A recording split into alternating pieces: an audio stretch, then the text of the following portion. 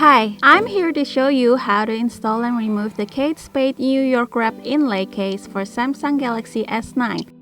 Let's get started. First of all, let's slide this out from the bottom of the box. Before putting it on the phone, it's important to clean the phone and the case first so that there won't be any scratches or smudges on your phone later on. And when it's clean, you can put it on. So first, place it on the case like this from the side and slide it to the left. Press the right top part in, press the left bottom part in, and there you go. The phone is in the case. As simple as that.